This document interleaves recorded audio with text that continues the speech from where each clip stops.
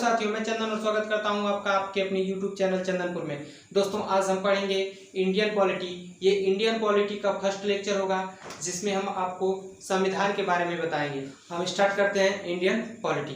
देखिए, Indian polity. दोस्तों, polity का मतलब होता है पॉलिटी का मतलब होता है राज्य व्यवस्था। तो किसकी राज्य व्यवस्था? तो इंडियन है ना, यानी भारत की, यानी इसमें हमको पढ़ना है भारत की राज्य व्यवस्था। दोस्तों, भारत की राज्य व्यवस्था की बात करें तो भारत की राज्य व्यवस्था संविधान के मुताबिक चलती है। भारत की राज्य व्यवस्था जो है किसके मुताबिक? संविधान के मुताबिक चलती है। संविधान।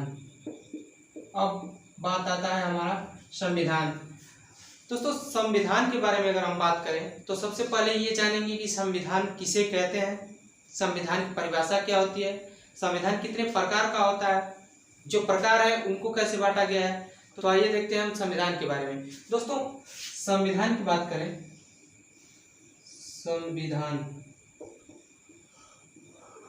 संविधान की अगर परिभाषा के बारे में बात करें तो हम आपको संविधान की दो परिभाषाएं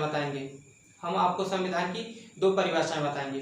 देखिए, एक छोटी सी परिभाषा है कि नियमों और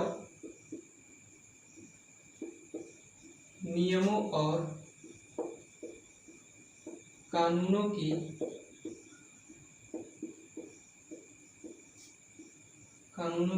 पुस्तक को क्या कहते हैं? संविधान कहते हैं।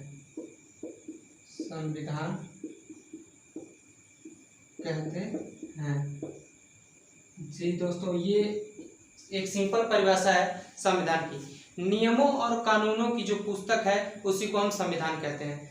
नियम और कानून, हमारा जो संविधान है वो एक पुस्तक है। जैसे हम लोगों की पुस्तक होती है उसी भांति एक पुस्तक है जिसमें नियम और कानून लिखे गए हैं। उन्हीं नियमों और कानूनों को हम संविधान कहते हैं। ठीक है। और एक संविधान की दूसरी परिभाषा के बारे में अगर हम आपसे बात करें तो ये दूसरी परिभाषा हो जाएगी नियमों और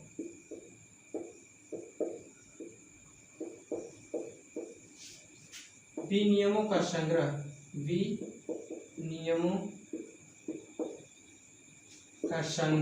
देखिएगा, संग्रह,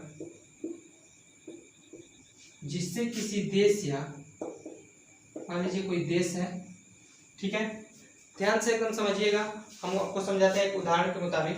देखिएगा, मान लीजिए कोई स्कूल है,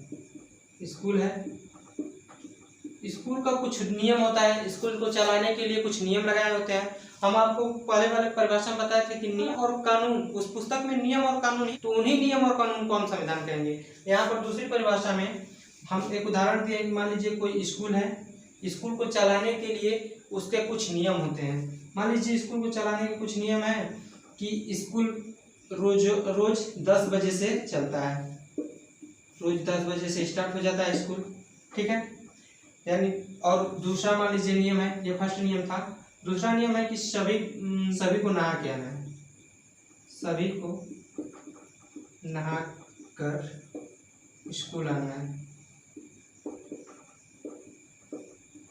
स्कूल का दूसरा नियम है कि सभी बच्चों को नहा के स्कूल में आना।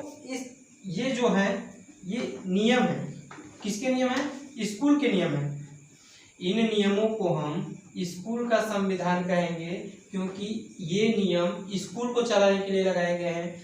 सेम उसी प्रकार जो नियम देश को चलाने के लिए लगाए जाते हैं या किसी राज्य को चलाने के लिए लगाए जाते हैं उनको हम देश का संविधान कहते हैं। जैसे यहाँ नियम स्कूल को चलाने के लिए लगाए गए थे तो इसको स्कूल का संविधान कह देंगे। उसी प्रकार जो नियम देश और राज्यों को चलाने के लिए लगाए जाते हैं उसको हम देश या राज्य का संविधान कहते हैं। इसकी परिभाषा से देखिएगा, नियमों और विनियमों के संग्रह को, नियमों और विनियम का मतलब समझा देते हैं आपको। विनियम का मतलब होता है नियम के जो अंदर नियम लगाए गए होते हैं। मान लीजिए 10 बजे से क्लास चलता है तो 10 बजे से 11 बजे तक मान लीजिए आपको इंडियन पॉलिटी पढ़ाई जाती है, ये अंदर के नियम है। और कौन सा पढ़ाएंगे वो भी अंदर का, नियमों के अंदर जो नियम लगाए जाते हैं उनको विनियम कहा जाता है। तो नियमों और विनियमों का संग्रह, नियमों और विनियमों का संग्रह जिससे किसी देश या राज्य, या फिर राज्य लिख लीजिएगा, देश या राज्य की व्यवस्था को सुव्यवस्थित रूप से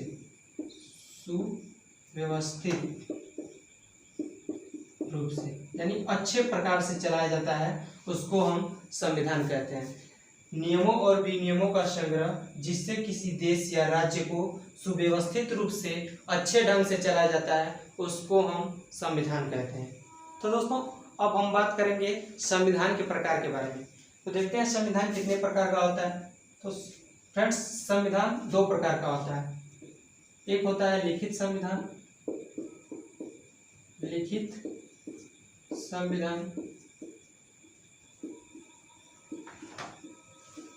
और दूसरा होता है अलिखित संविधान।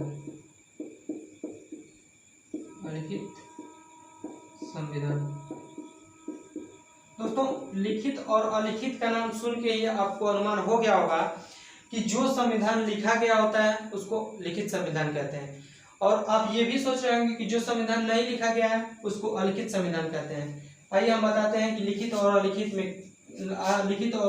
संविधान किसे कहते हैं। देखिए, लिखित संविधान वह संविधान होता है जो कोई संविधान सभा इसको पारित करती है। इस संविधान को संविधान सभा द्वारा पारित किया जाता है, संविधान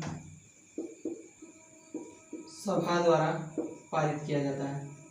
लिखित संविधान को संविधान सभा द्वारा पारित किया जाता है। और दूसरा ये होता है कि एक पुस्तक में बाध्य होता है, ये एक पुस्तक में लिखा गया होता है। एक ही पुस्तक में सभी नियम लिखे गए होते हैं। लिखित संविधान में संविधान सभा पारित करती है और एक ही पुस्तक में सब नियम लिखे होते हैं। लेकिन अलिखित संविधान में ऐसा नहीं है कि इसमें कुछ लिखा नहीं गया है, इसमें भी लिखा गया है, लेकिन इसमें ये है कि इसमें एक ही पुस्तक में नहीं लिखा गया है। जैसे लिखित संविधान में एक ही पुस्तक में लिखा गया था, लेकिन इसमें एक ही पुस्तक में नहीं लिखा गया है। और दूसरा ये है कि इसमें संविधान सभा पारित करती थी, लेकिन इस अलिखित संविधान को संविधान सभा पारित नहीं करती है, संविधान सभा पारित नहीं करती है। ठीक है, इसमें अलिखित संविधान में रूढ़िवादिता चलती है। रूढ़िवादिता का मतलब कि जो नियम पहले से ही चले आ रहे थे उनको हम मान लेते हैं। जैसे जो पहले से नियम चले आ रहे हैं उन्हीं को मान लेना रूढ़िवादिता कहलाती है। तो अलिखित संविधान में यही होता है, पहले से जो नियम चले आ रहे हैं उन्हीं को हम आगे मानते जाते हैं, इसको हम अलिखित संविधान कहते हैं।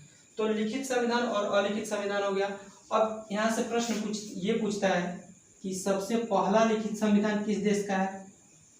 सबसे पहला लिखित संविधान किस देश का है? ये प्रश्न बार बार पूछा जाता है कि पूरे विश्व में सबसे पहला लिखित संविधान किस देश का है? तो विश्व का पहला लिखित संविधान USA यानी संयुक्त राष्ट्र अमेरिका का है। संयुक्त राष्ट्र अमेरिका का है। और दोस्तों, दूसरी बात ये है कि ये जो संयुक्त राष्ट्र अमेरिका का संविधान है ये सबसे छोटा संविधान है, सबसे छोटा संविधान है।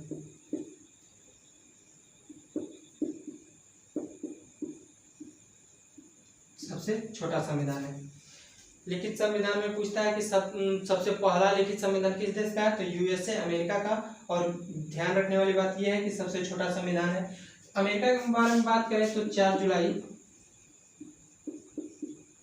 1776 ईस्वी में, ये भी दोस्तों जो अमेरिका है ये भी ब्रिटिश सरकार का गुलाम था, लेकिन 4 जुलाई 1776 ईस्वी में इसने ब्रिटिश सरकार से आज़ादी पाई, इसलिए 4 जुलाई को अमेरिका का स्वतंत्रता दिवस मनाया जाता है। अब हम बात करेंगे अलिखित संविधान की। दोस्तों, अगर अलिखित संविधान के बारे में बात करें तो पूछता है प्रश्न कि सबसे पहला अलिखित संविधान किस देश का है? तो इसमें आंसर हो जाएगा ब्रिटेन का। विश्व का पहला अलिखित संविधान ब्रिटेन का है, इसीलिए ब्रिटेन के संविधान को सभी संविधानों की जननी या माँ कहते हैं।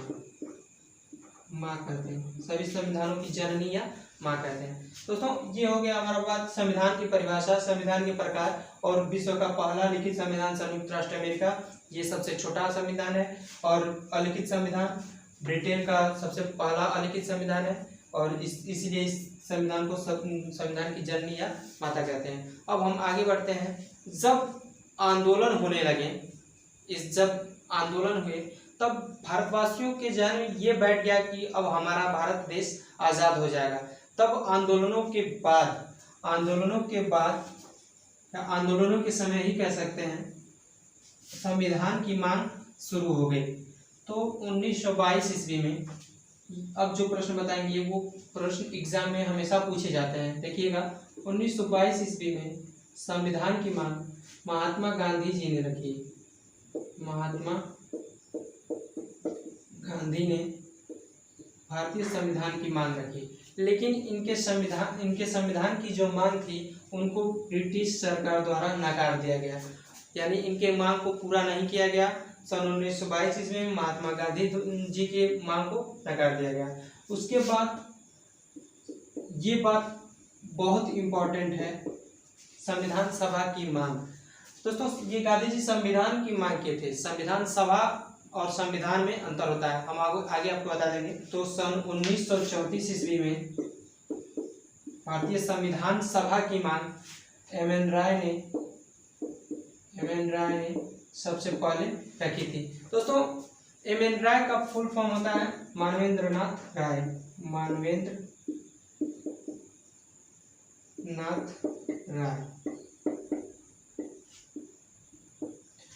1934 ईस्वी में सबसे पहले संविधान सभा की मांग एम एन राय, मानवेंद्र नाथ राय ने रखी थी, लेकिन इनके भी मांग को नकार दिया गया। इनका विचार ये था कि हम भारतीय संविधान सभा का निर्माण करें। संविधान सभा जब निर्माण हो जाएगा तो उससे संविधान को बनाने में आसानी हो जाएगी, लेकिन इनके मांग को नकार दिया गया। फिर इनके बाद मांग करते हैं 1935 ईस्वी में कांग्रेस ने 1935 ईस्वी में इसकी 35 ईस्वी में कांग्रेस ने संविधान सभा की मांग की, लेकिन इनके भी मांग को नकार दिया गया। तब मांग करते हैं पंडित जवाहरलाल नेहरू सन 1938 ईस्वी में। सन 1938 ईस्वी में पंडित जवाहरलाल नेहरू सन 1938 ईस्वी में पंडित जवाहरलाल नेहरू ने भी संविधान सभा की मांग की, लेकिन इनके भी मांग को नकार दिया गया। तो अब 1938 के बाद शुरू होता है 1939 से आपको याद होगा कि 1945 ईस्वी तक द्वितीय विश्व युद्ध चला। इस द्वितीय विश्व युद्ध में ब्रिटेन और अमेरिका दोनों एक साथ थे। ब्रिटेन और अमेरिका दोनों एक साथ थे और इनके विपक्ष में था जापान। जैसा कि आपको पता होगा कि अगस्त 1945 ईस्वी में अमेरिका ने जापान के हिरोशिमा और नागासाकी पर परमाणु बम गिराए थे। इसी द्वितीय विश्व युद्ध के दौरान अमेरिका ने इन पर बम गिराए थे। तो दोस्तों 1939 और 1945 के द्वितीय विश्व युद्ध में ब्रिटेन सरकार थोड़ी कमजोर पड़ने लगी। जब ब्रिटेन सरकार थोड़ी कमजोर पड़ने लगी तो अमेरिका ने इनको सलाह दिया कि इस द्वितीय विश्व युद्ध में भारतवासियों को शामिल करना होगा, यानी भारत को भी शामिल करना होगा। तो प्रधानमंत्री थे, उनका नाम था विंस्टन चर्चिल। इन्होंने कहा कि जब तक भारतवासी जो हैं भारतीय संविधान सभा की मांग कर रहे हैं, जब तक इनके मांग को पूरा नहीं किया जाएगा तब तक ये इस युद्ध में शामिल नहीं होंगे। तब विंस्टन चर्चिल के द्वारा अगस्त प्रस्ताव भेजा गया, जिसे भारतवासियों ने नकारा। उसके बाद ये अगस्त प्रस्ताव सन 1940 में भेजा गया था। उसके बाद 1942 ईस्वी में क्रिप्स प्रस्ताव आया। विंस्टन चर्चिल द्वारा क्रिप्स प्रस्ताव भेजा गया सन 1942 ईस्वी में। 1942 ईस्वी में क्रिप्स प्रस्ताव लेकर आने वाले थे स्टोफर्ड क्रिप्स, और इसमें कहा गया था कि अगर भारतवासी द्वितीय विश्व युद्ध में शामिल होते हैं तो इनको द्वितीय विश्व युद्ध के बाद इनको अपने भारत की संविधान सभा बनाने के लिए अनुमति दे दी जाएगी। लेकिन महात्मा गांधी ने इस क्रिप्स प्रस्ताव को नकार दिया।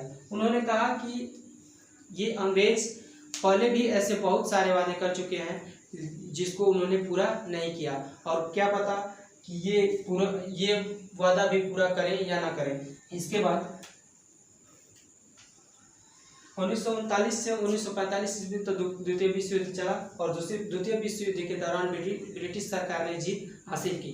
द्वितीय विश्व युद्ध में ब्रिटेन सरकार तो जीत गई, यानी विंस्टन चर्चिल जो थे ब्रिटेन के प्रधानमंत्री, इन्होंने युद्ध तो जीत लिया, लेकिन 1945 से 50 ईस्वी तक जब चुनाव हुआ तब ये चुनाव हार गए, यानी विंस्टन चर्चिल प्रधानमंत्री का चुनाव हार गए। तब ब्रिटेन में लेबर पार्टी की सरकार बनी, लेबर पार्टी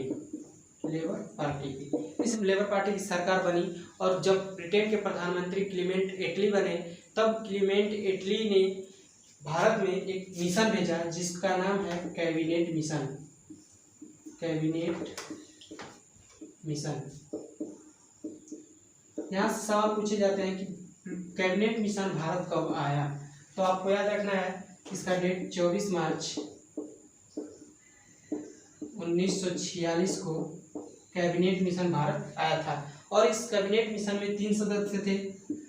एक थे सर पैथिक लॉरेंज,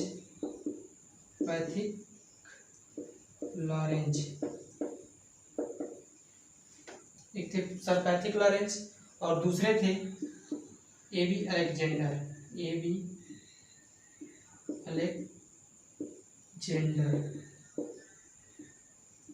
और एक थे स्टोफर्ड क्रिप्स।